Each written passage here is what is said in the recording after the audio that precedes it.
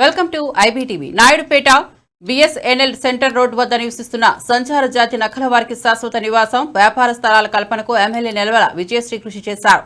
జిల్లా కలెక్టర్కు నివేదిక సమర్పించి నిధుల మంజూరుకు చర్యలు ప్రారంభించారు. వామపక్ష నాయకుల ధర్నా, పోలీసుల సహకారంతో ఆటో ఆక్రమణలు తొలగించి స్థలాన్ని సిద్ధం చేశారు.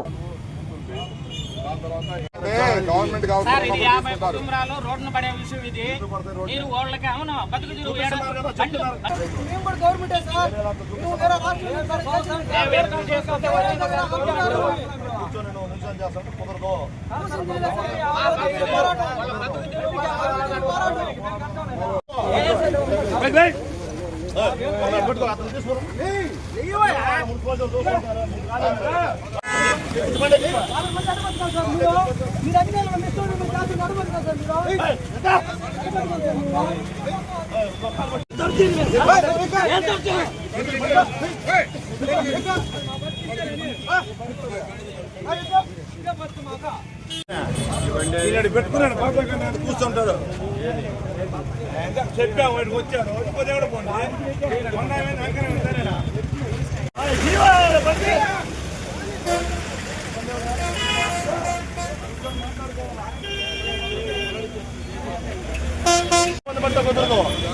రోడ్డు మీద పెట్టి ఎవరి తీయాలి అక్కడ బండి తీవా.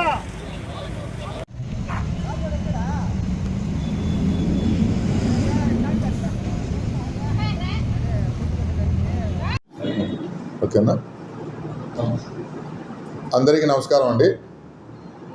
నాయుడుపేట పట్టణంలో మన బిఎస్ఎన్ఎల్ ఆఫీస్ ఎదురున్నటువంటి డివైడర్ మీద ఉన్నటువంటి నక్కల జాతి వారిని ఈ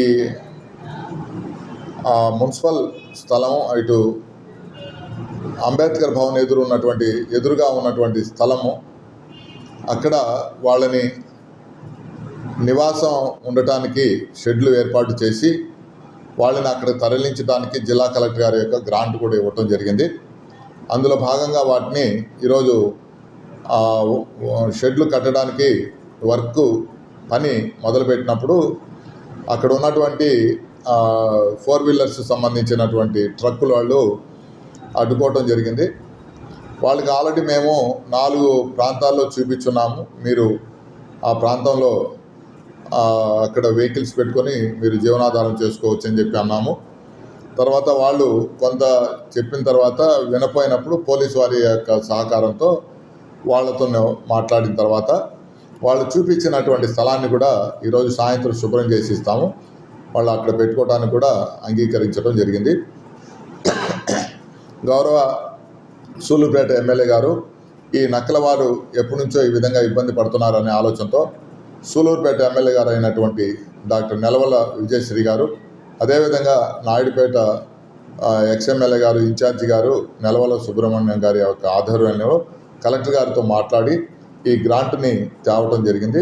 ఈ గ్రాంట్ సరిపోయినా మళ్ళీ మిగతా కొంత గ్రాంట్ కూడా తేవటానికి వారు చెప్పి ఉన్నారు.